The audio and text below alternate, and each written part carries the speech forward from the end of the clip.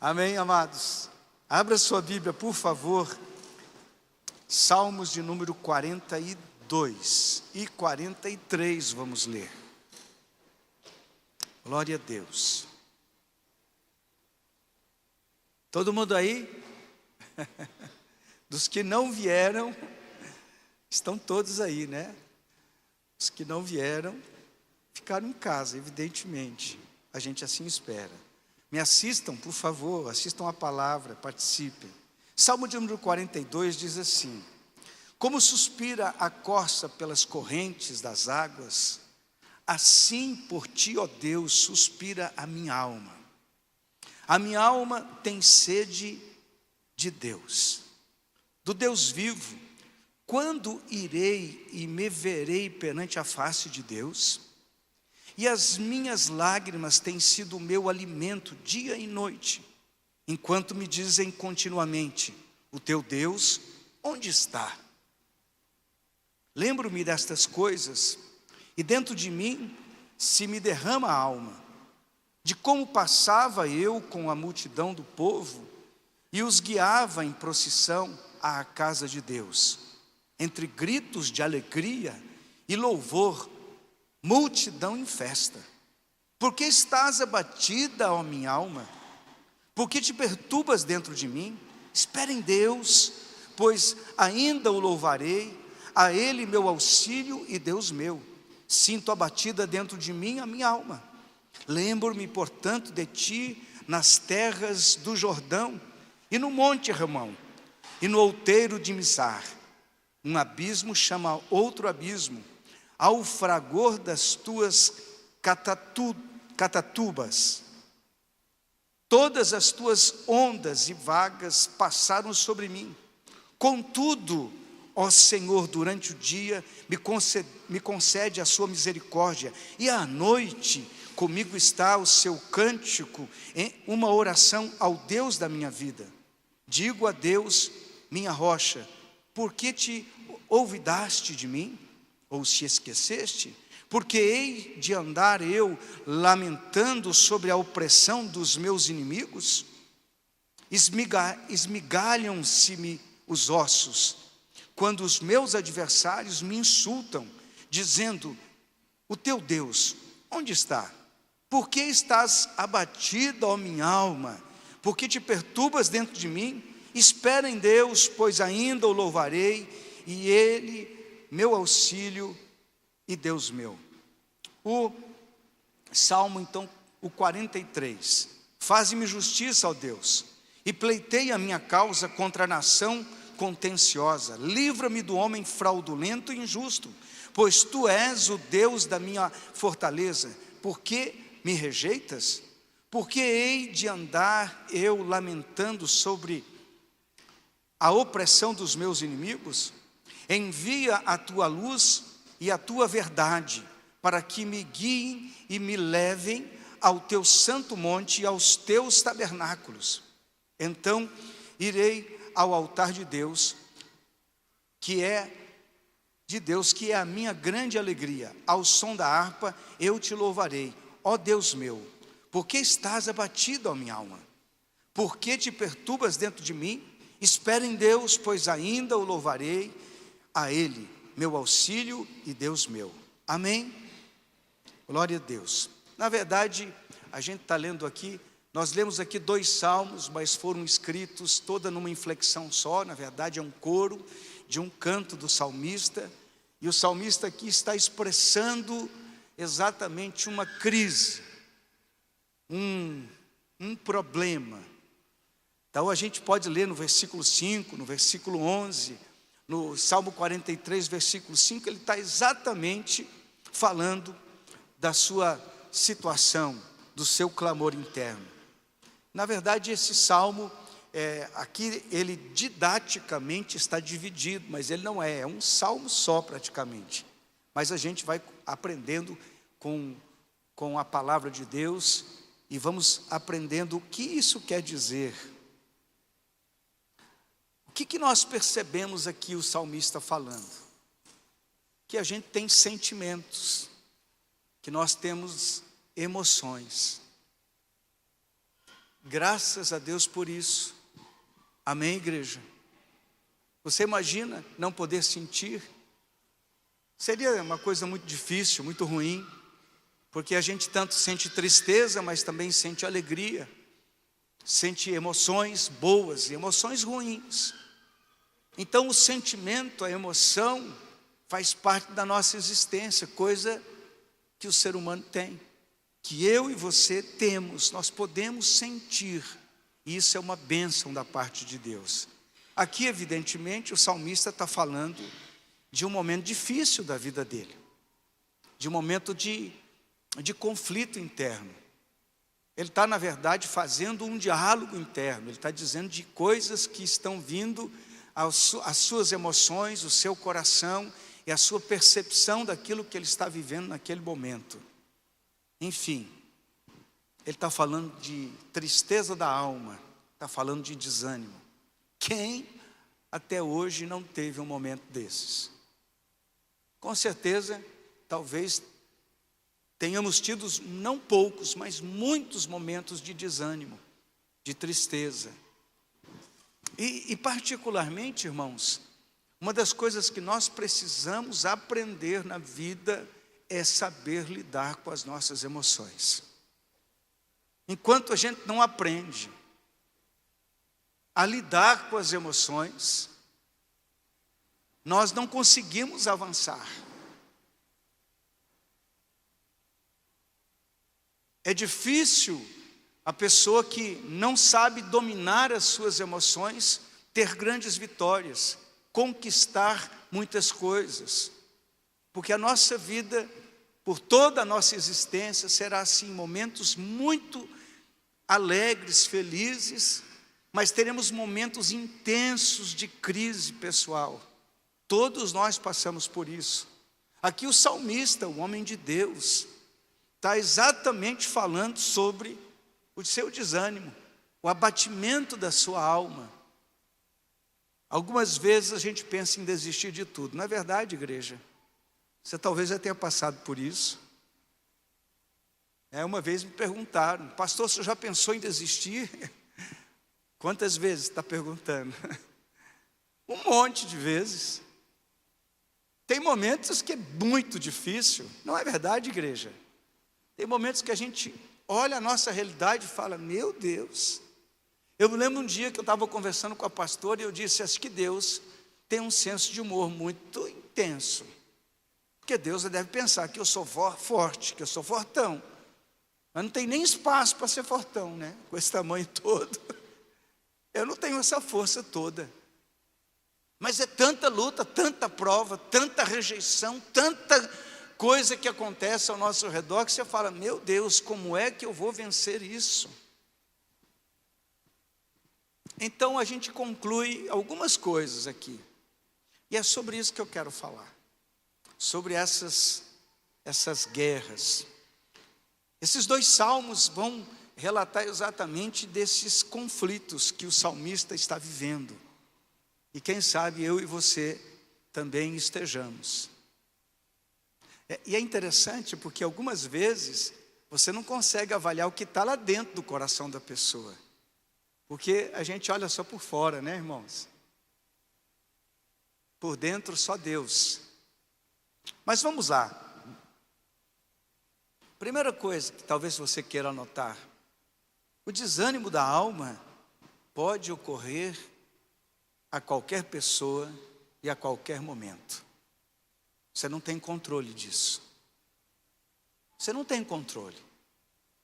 São situações inusitadas que nos levam a ficar desanimados. Até a pessoa mais fiel a Deus pode ficar desanimada. Sabe aquela pessoa que ora, que busca, que se consagra, aquela pessoa que está bem pertinho do Senhor? Até essa pessoa pode ficar desanimada. Imagina então uma pessoa que não tem muito relacionamento com Deus. E a chave está exatamente entender que é normal acontecer isso. Eu me lembro de um irmão que um dia falou para mim assim: pastor, estou saindo da igreja. Eu falei: por quê, irmão? Não sinto mais a presença de Deus. Eu falei: sério, irmão?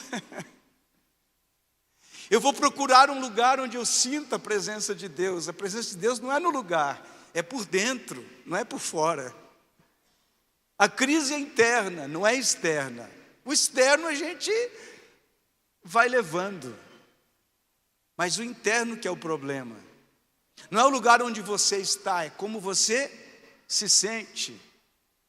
Não é o problema em si que está ao teu redor, é como você reage ao problema que é a chave. Alguém pode dizer amém? Mas por que a gente sente essas coisas? Porque nós somos emocionais, porque nós temos que sentir mesmo. Né? Tem alguém que ama a sua esposa aí? Glória a Deus, porque você sente, isso é um sentimento. E aí tantos outros sentimentos bons que Deus nos dá, felicidade, alegria, a gente fica emocionado com coisas que nos acontecem, por situações tão boas da vida, mas também ficamos entristecidos, porque tudo tem uma contrapartida, felicidade e tristeza. Existem os momentos que são muito difíceis, como eu já disse, mas existem os momentos que são muito felizes, momentos agradáveis na vida. Mas são os momentos ou são as reações que nós temos? Isso a gente tem que colocar em pauta. Por quê? Porque muitas vezes nós somos traídos pelos nossos sentimentos. A Bíblia diz que o coração do homem é enganoso. O nosso coração nos engana.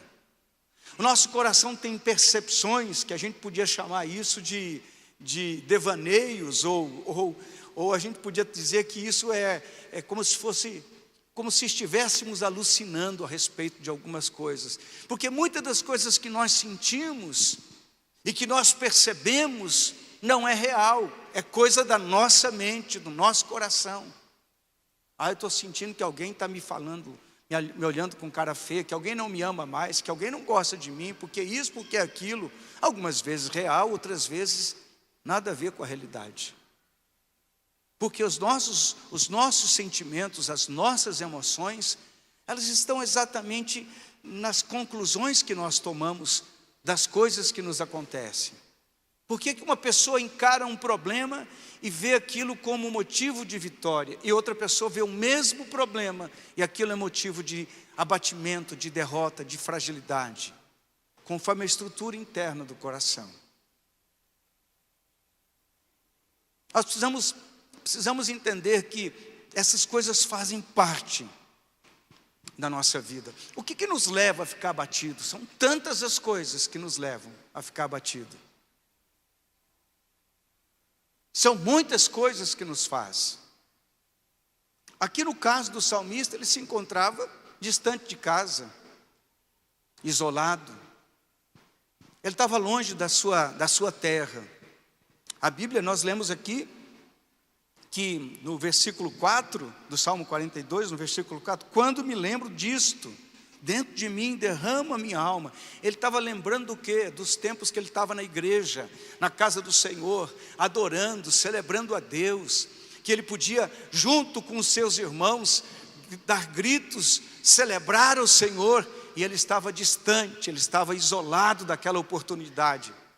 Irmão, deixa eu abrir um parênteses aqui. Nós ainda podemos vir na igreja. Pode dizer glória a Deus? Hoje de manhã eu falava sobre os nossos irmãos na China. Lá eles têm que fazer aniversário para se reunir. Tem casa que tem 4 aniversários por mês. Todo mês tem aniversário. O que o governo faz exatamente, sabe o quê? Não sei se não vão me cortar no YouTube, não, sobre o que eu vou falar. Mas o governo faz o seguinte: se pegar o povo cultuando, as pessoas são aprisionadas. Eu dizia que muitos têm um pedaço de Bíblia, assim, uma página da Bíblia, escondida, guardada, às 7 chaves quase, em segredo. Sabe por quê? Porque não pode se ter Bíblia assim, com muita facilidade. Quem tem é como se fosse um tesouro precioso. Então os irmãos se reúnem para cantar parabéns, e alguém tira lá um pedacinho da Bíblia e compartilha e ora e intercede, porque é a única maneira que eles têm para se reunir. Eu falava com um amigo aqui da cidade, que foi na China há não muito tempo. Ele falou, não pastor, mas lá na China tem igreja. Eu falei, claro, tem sim, igreja do Estado. O pregador pode pregar só aquilo que lhe é permitido. Fora daquilo, prisão, até execução, templos queimados. O salmista estava dizendo, eu tô com saudade de adorar ao Senhor. Eu estou com saudade de estar na casa do meu Deus. A minha alma está angustiada, ele estava dizendo.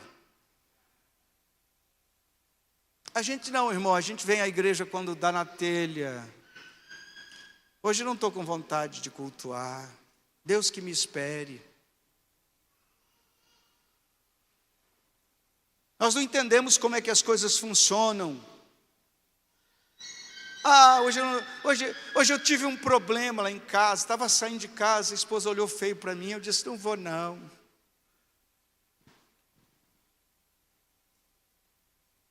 Hoje eu não vou porque, sei lá, hoje não tenho vontade, estou desanimado. O salmista estava abatido, estava entristecido, porque ele queria adorar o Senhor. E tinha gente zombando dele, né? Cadê o teu Deus?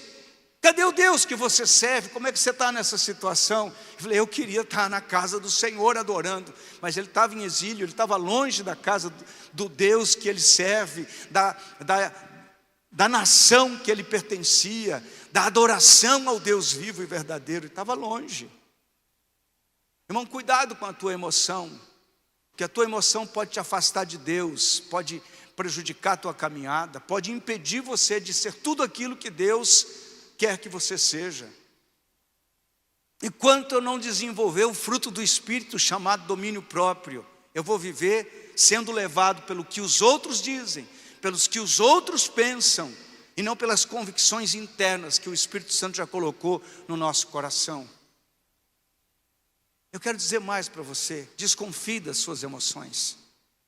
Desconfie das suas percepções equivocadas. Desconfie daquilo que te afasta de Deus. Todo sentimento, toda atitude interna que diz para você, acomode-se. Eu quero dizer para você, isso não vem da parte do Senhor.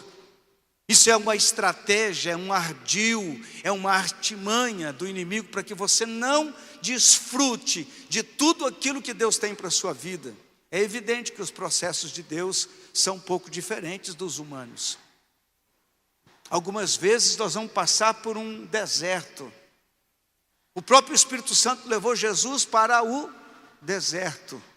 Desertos são necessários na nossa vida, vezes e outras vezes. Desertos são necessários. Algumas coisas para serem lapidadas no nosso interno precisam de desertos. Desertos de rejeição, desertos de solidão, desertos de sentimento de fraqueza, de impotência, de incapacidade, desertos de quietude, onde Deus não fala nada. E nós precisamos entender que isso não é para nos destruir, é para nos transformar de dentro para fora. E tem coisas dentro do espírito do ser humano, da alma do ser humano, que somente há dificuldade, a tribulação, os sentimentos confusos serão necessários para poder ser transformado, mudado, para poder mudar a nossa história e as nossas convicções em Deus. Pastor, hoje eu não estou sentindo, pastor. Não é o teu sentimento que te faz real como servo de Deus. Não é o teu sentimento que vai revelar que Deus está com você ou não. Não é o teu sentimento. É a tua fé. É a tua convicção. É a certeza daquilo que está escrito na palavra. A Bíblia diz que Deus é imutável. Deus não muda. E não é porque eu me sinto ou deixo de sentir que Deus mudou. Não é porque as coisas estão favoráveis ou contrárias que Deus existe ou não existe, conforme a circunstância. Porque o nosso Deus não é circunstancial, o nosso Deus é sobrenatural.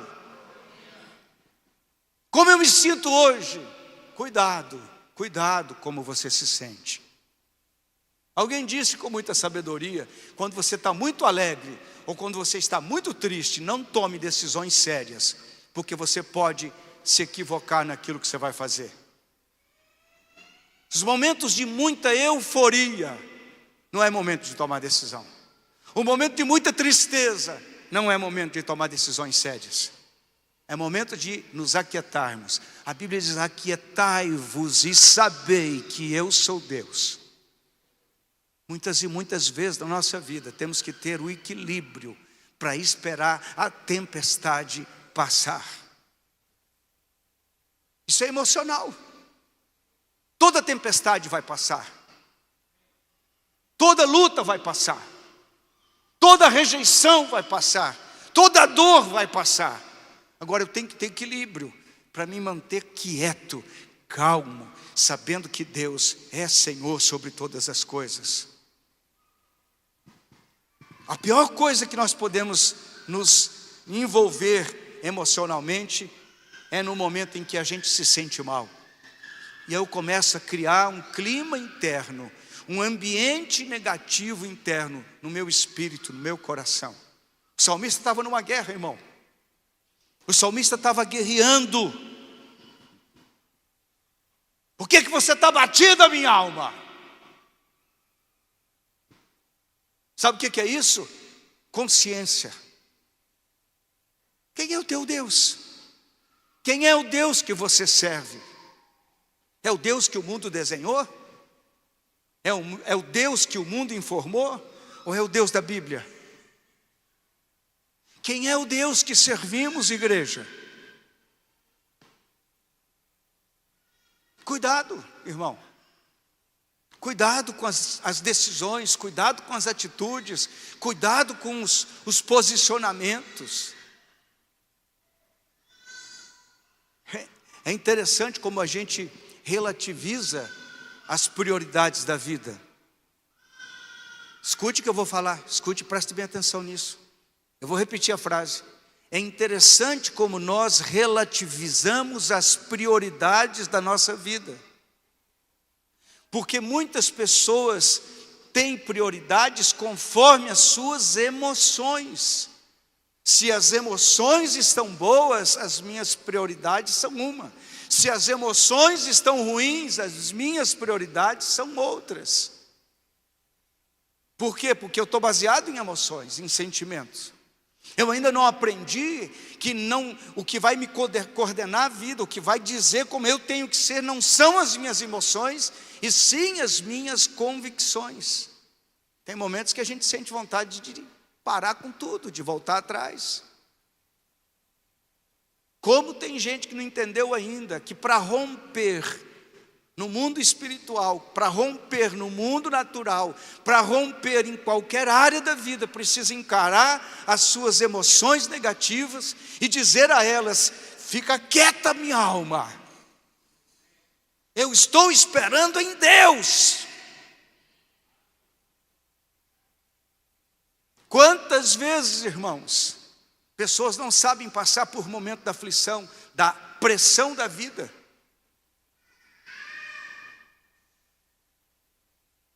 Aqueles momentos difíceis que você tem que aquietar-se, que você tem que parar. Porque se você não parar, você vai ser tomado, envolvido e vai ser destruído pelas suas próprias emoções. Provérbios diz exatamente aquele que não tem o controle próprio, que não tem o domínio. É como uma cidade sem muros, será tomada e destruída. Alguém está aí? Oxalá que Deus nos desse sabedoria de descansar no Senhor, de aprender que é necessário olhar para nós mesmos e ver o que é que está nos perturbando. Ansiedade, medo, insegurança, são todos sentimentos. Medo do quê? Medo do amanhã. Medo do que podem me fazer, medo de uma ameaça, medo de perder algo. Quantas pessoas vivem com medo de perder? com medo. Não, eu não posso contribuir porque eu tenho medo de ficar pobre. Eu tenho que conquistar muita coisa porque eu tenho medo de não ter para mais tarde. Tem medo, está inseguro. São sentimentos, são emoções, e eu preciso aprender a ter domínio próprio sobre as minhas emoções. Tenho medo de ficar enfermo, de morrer, pastor.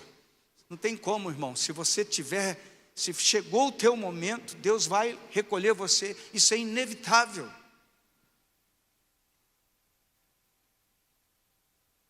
Por que eu estou falando isso, querido? Aqui o salmista está numa crise, e ele está tentando exortar a sua própria alma e dizer para ela: quieta-te, fica tranquila, espere em Deus, espere em Deus, espere em Deus, espere em Deus, espere em Deus, minha alma.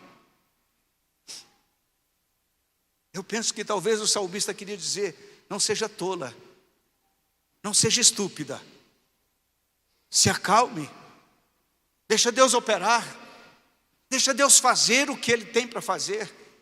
Sabe por quê? Que muitas vezes nós somos tão impacientes que nós queremos o resultado agora. E muitas vezes Deus não pode nos responder no momento que nós queremos. Sabe por quê?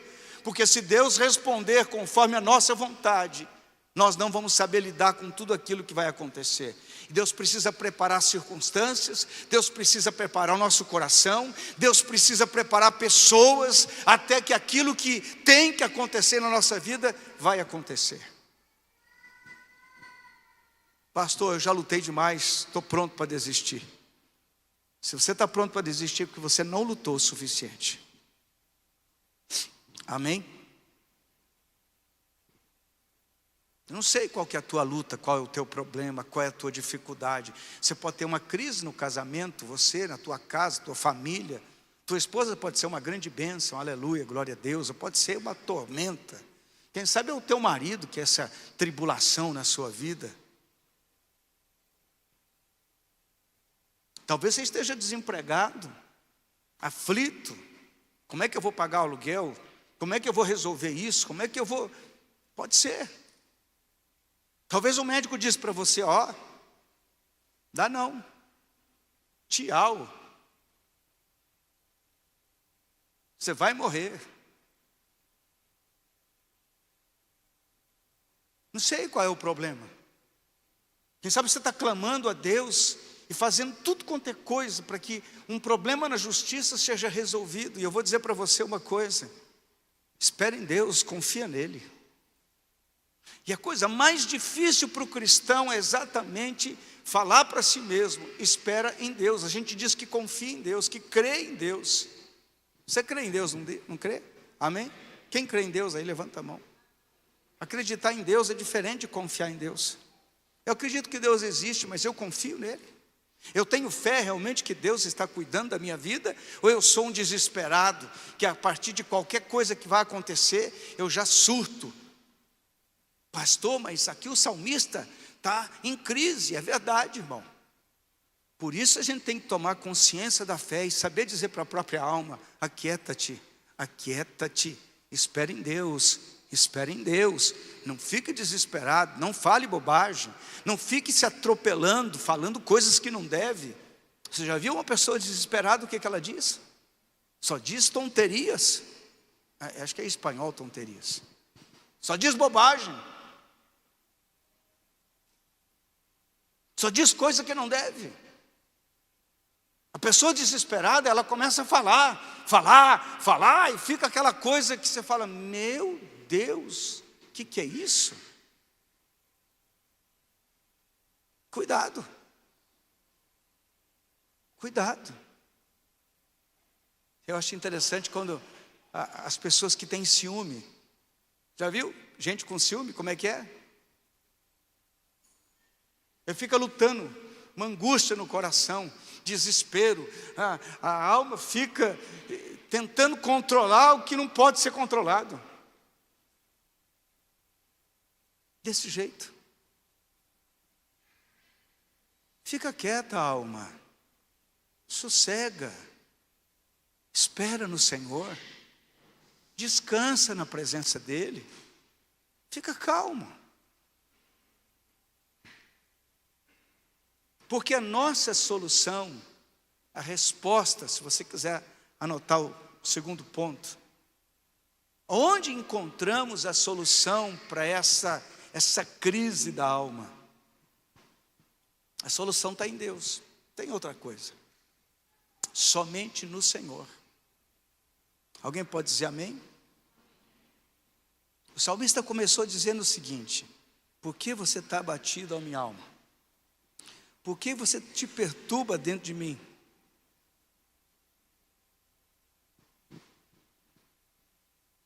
Lá no fundo, nós sabemos que não adianta a gente ficar desesperado. E o salmista tinha consciência disso. Que Deus era suficiente para que ele não vivesse abatido, desesperado, perturbado. Quantas situações na vida, irmão, a gente se precipita. Aquela atitude que você toma precipitado, aquela palavra que você fala precipitado, aquele comportamento precipitado. A gente tem mais facilidade de confiar em pessoas do que confiar em Deus. Já viu? Alguém chega para a gente e faz uma promessa: olha, fica tranquilo, eu te garanto. O último cara que falou isso para mim morreu com 17 facadas. Eu estava começando um negócio em Curitiba, uma empresa. Eu, na verdade, eu tinha saído da empresa que eu trabalhava, estava começando a minha empresa. Esse meu amigo chegou para mim e falou assim: fica tranquilo, meu amigo, qualquer coisa eu te garanto. E eu falei, na minha ingenuidade, eu falei: beleza, se você precisar de mim, eu te banco aí. Tranquilo. Segurança, né, irmão? Tocou o telefone na minha casa uns dias depois. E alguém me disse: fulano de tal foi assassinado. Meu amigo que me garantia. O Espírito Santo falou assim comigo: o único que pode te garantir sou eu. Entenda uma coisa: o teu esposo não pode te garantir, não pode te proteger. Tua esposa também não pode. O teu patrão não pode. O presidente não pode. O governador não pode. O prefeito não pode. Ninguém pode. O juiz não pode. Porque o momento que Deus falar assim: tchau, nós não podemos garantir ninguém, irmãos. Nós somos falíveis. Você acha que você tem controle de alguma coisa? Quero dizer para você, nem você nem eu, nós não temos controle absolutamente de nada. Quem é que garante o teu amanhã? Quem que garante que amanhã vai ser do jeito que você planejou? A Bíblia diz: o homem pode fazer planos, mas a resposta certa vem do Senhor. O salmista sabia disso. Ele estava dizendo para a sua alma: alma, aquieta-te, aquieta-te. Deus tem o controle. Deus tem o controle. Deus está no controle. Ele tem o controle. Ele sabe como fazer. Alguém pode dizer amém? Mas eu pensei que eu ia perder tudo, pastor. Ninguém perde nada, irmão. Deus tira e Deus põe. E quando Deus fecha uma porta, ninguém abre essa porta. E quando Deus abre uma porta, ninguém fecha essa porta. Pode ser o cara maior milionário da face da terra. Ele pode querer fazer o que quiser. Ele pode ter a influência que quiser. Pode ser político, pode ser... Você já me entendeu? Se Deus falar não, é não. E se Deus falar sim, é sim.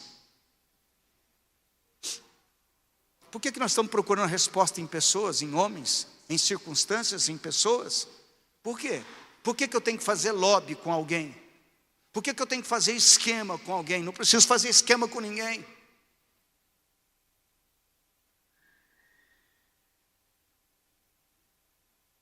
Ah, como é difícil entender isso. Espere em Deus. Confia no Senhor. Deus cuida dos seus filhos, Deus cuida da sua esposa, Deus cuida do seu marido. Por que você está desesperado? Por que você está perdendo os cabelos? Tem gente que arranca os cabelos, tem gente que grita, tem gente que faz uau! Vai resolver alguma coisa? Quero dizer para você que você é um tolo. E todo que age dessa maneira é um tolo. Por que tolice, pastor? Porque é tolice não confiar em Deus. Porque o homem, na sua mediocridade, na sua incapacidade, não pode fazer nada. Jesus está falando sobre isso, ele ensina uma coisa simples. Você pode acrescentar 1 centímetro à tua estatura? Não. Por que você está desesperado? Ei, minha alma, aquieta-te. Você acha que você está no controle? Quero dar uma informação para você. No controle está Deus. Você já não teve experiências com Deus? Você já viu Deus fazer algum milagre na sua vida? E é interessante que todos os momentos acontecem coisas para tirar você do lugar mais precioso da tua vida, a presença de Deus. Irmão, alguém que se mantém na presença de Deus, pode ter até um abalo, que nem o salmista aqui, mas não vai se perder. Não vai perder o rumo. Por que Satanás quer tirar tanto o ser humano desse lugar de proteção? Desse lugar de segurança, que é a presença de Deus? Eu vou te explicar por que acontece o pecado. O pecado é a única coisa que nos separa de Deus. Mesmo que você ache que não é pecado, eu quero dizer para você que pecado vai continuar sendo pecado. E o que causa divisão entre nós e Deus é o pecado. Toda vez que eu me enveredo para o pecado, eu me afasto de Deus. Aquele que se torna amigo do mundo, diz a Bíblia, se constitui inimigo de Deus. Alguém que é inimigo de Deus não tem o respaldo de Deus na sua vida, ainda que a misericórdia de Deus quer nos alcançar sempre. Então Satanás sabe exatamente como nos afastar do lugar de proteção. Qual é o lugar de proteção que o homem tem? A presença de Deus. Aquele que habita no esconderijo do Altíssimo, a sombra do Onipotente descansará. Direi do Senhor, Ele é o meu Deus. Toda vez que eu me afasto da presença de Deus, eu estou vulnerável a todo tipo de ação maligna, a todo tipo de ataque do inimigo, a todo tipo de investida, de revés que a vida pode me trazer. Como é que eu me sinto seguro?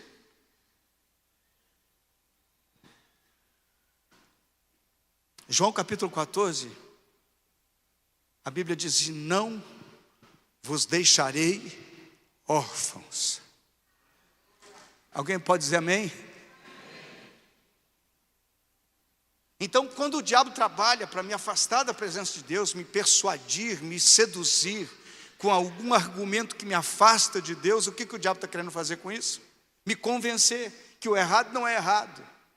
Porque quando eu estiver convencido que o errado não é errado, eu não vou ter mais preocupação em cuidar, em zelar da minha intimidade e do meu relacionamento com Deus. Quando eu deixo de zelar disso, convencido de que o errado não é errado, eu começo a abrir concessões, brechas na minha vida espiritual. E se eu começo a fazer isso, eu não percebo imediatamente, eu vou perceber depois, o dia que eu precisar clamar: socorro, Senhor, e eu não encontrar mais a presença de Deus, o respaldo de Deus, a misericórdia de Deus, agindo objetivamente na minha vida, naquilo que eu necessito. Então o que acontece? Eu me afasto, eu vou para o errado, eu vou para o engano, e fica tudo ok. É isso exatamente que o inimigo da minha alma quer, que eu esteja longe da santa, bendita e gloriosa presença de Deus. Exatamente no lugar onde Ele quer me colocar. Pastor, e o que é pecado? Tudo aquilo que me afasta de Deus é pecado. Mas o que é? Tudo o que me afasta de Deus. Se você está afastado de Deus, verifique no seu coração o que é que te afastou da presença de Deus. Pode ser que para uma pessoa seja uma coisa, para outra seja outra. De uma maneira geral, tudo o que me afasta de Deus é pecado. A mágoa, a ira, o ressentimento, o ódio, a vingança, a pornografia, sabe Deus, você que tem que saber, como vai a sua comunhão com o Senhor? Muitas vezes a alma está desesperada porque perdeu de vista quem é Deus. A alma está angustiada porque não sabe mais lidar com o vazio que está na sua alma. Quando Saul desobedeceu e se afastou da presença de Deus. Vocês lembram da Bíblia que Saul se encontrou com os profetas e ele profetizou com os profetas. Irmãos, isso é uma coisa tremenda. Saul, antes de ser levantado como rei, ele teve um encontro com os profetas, e diz a Bíblia que ele, junto dos profetas, também profetizou. O Espírito de Deus veio sobre a vida de Saul, e ele foi cheio da presença de Deus. Você lembra quando você foi cheio da presença de Deus? Você lembra dos dias de intimidade, de comunhão com o Senhor? Saul lembrava, mas ele foi se afastando, foi desobedecendo. E é interessante que a maior desobediência de Saul não foi a Deus diretamente, foi ao profeta. Você sabia disso, que desobedecer o profeta também traz problema?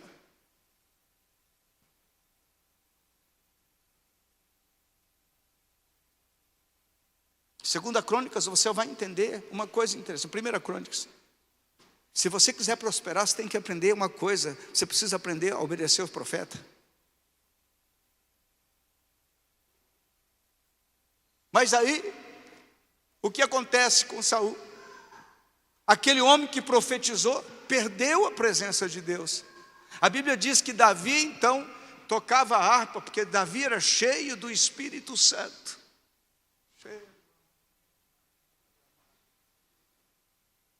E Davi cheio do Espírito Santo, irmãos. Aquele espírito maligno, que era na verdade a falta de paz que estava no coração de Saul. E ele sentia paz. Sabe, a presença de Deus traz paz. A presença de Deus traz satisfação e alegria. A presença de Deus traz proteção e nos guarda. A presença de Deus muda a nossa vida de dentro para fora. A presença de Deus faz isso. Quando você perde a presença de Deus, sabe o que fica? Um oco, um vazio. Aí você fica lutando para saber encontrar onde que eu encontro a presença de Deus. Quem sabe? Quem sabe se eu experimentar alguma coisa que eu já experimentei? Quem sabe?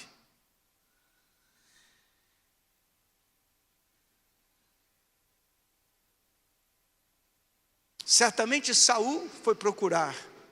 A presença de Deus não encontrou mais.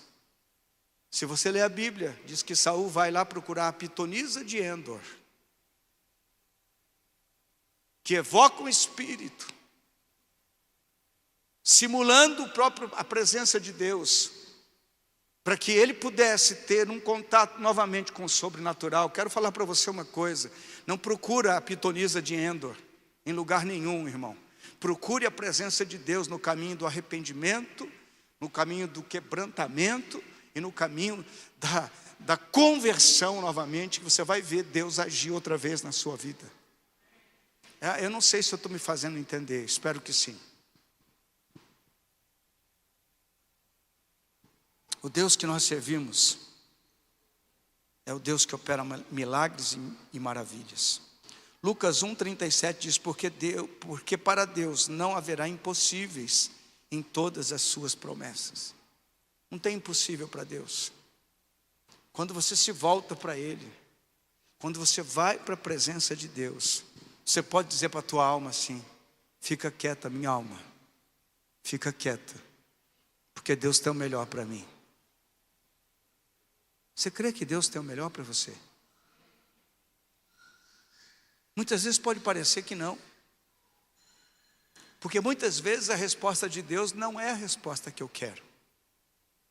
Muitas vezes a resposta de Deus vai dizer assim: renuncia a isso, para com aquilo, não é esse o caminho, não é essa pessoa, não é essa a direção, fica quieto, deixa eu tomar conta.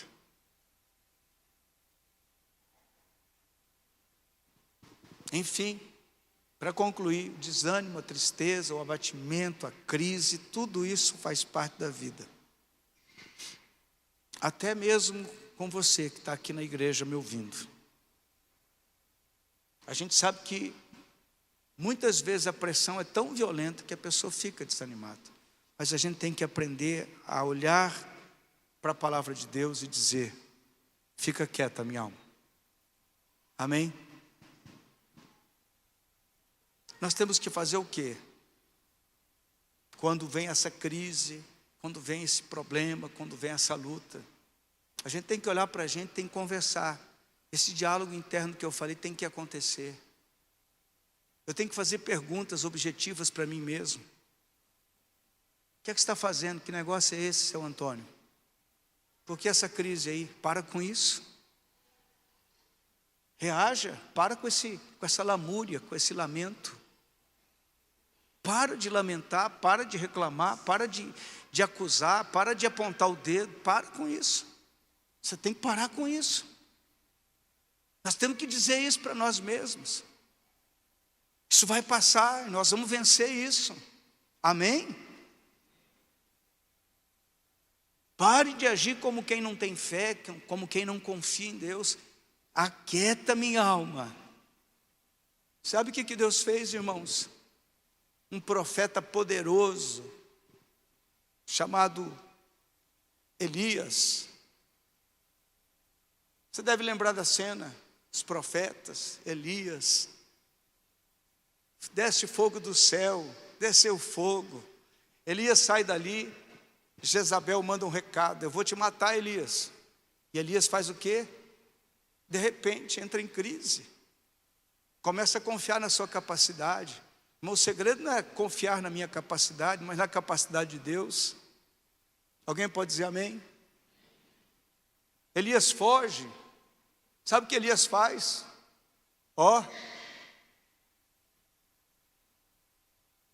Fica fraco, abatido, desanimado. Deus manda lá o alimento para ele através do corvo. Deus cuida dos seus filhos. Deus cuida dos seus filhos. Deus cuida dos seus filhos. Mas Elias está desanimado. O Senhor fala: Elias, sai da caverna. Hein? Sai da caverna. O que é? Sai da caverna, Elias. Sai da caverna. Eu não terminei aquilo que eu comecei. Alguém está me entendendo aqui? Eu ainda não terminei o que eu comecei na sua vida. Por que você desistiu? Por que você está desistindo? Por que você está entregando os pontos? Por causa da pressão? Por causa dos problemas? Elias, sai, eu ainda tenho muito trabalho para fazer em você e através de você. Amém?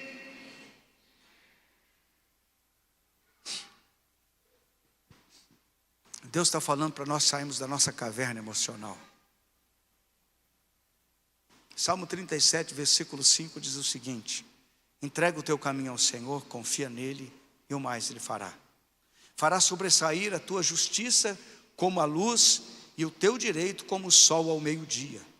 Descansa no Senhor, espera nele.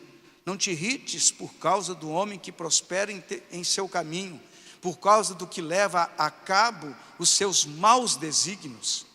Deixa a ira, abandona o furor, não te impacientes, certamente isso acabará mal, porque os malfeitores serão exterminados, mas os que esperam no Senhor possuirão a terra.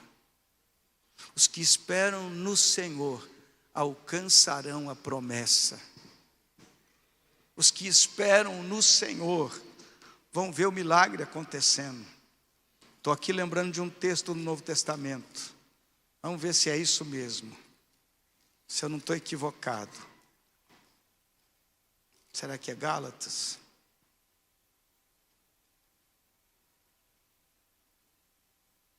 Gálatas 6:9. Não nos cansemos de fazer o bem, porque a seu tempo ceifaremos, se não houvermos desfalecido. Tem gente que antes de colher, desiste da colheita, por conta das crises emocionais, por conta dos problemas emocionais. Escute bem, meu irmão. Aprenda isso em nome de Jesus. Deus quer te dar muito além daquilo que você tem recebido. Mas você tem que olhar para você tem que dizer com sinceridade: aquieta minha alma. Espere em Deus. Deus está cuidando de tudo. Deus está cuidando de tudo. Está com pressa por quê? Você acha que o relógio de Deus está atrasado? Não existe atraso no relógio de Deus. O nosso relógio fica medindo o tempo. Deus não precisa disso. Deus tem o tempo dele. E o tempo dele que vai se cumprir. Em nome de Jesus. Fica de pé, eu quero orar por você.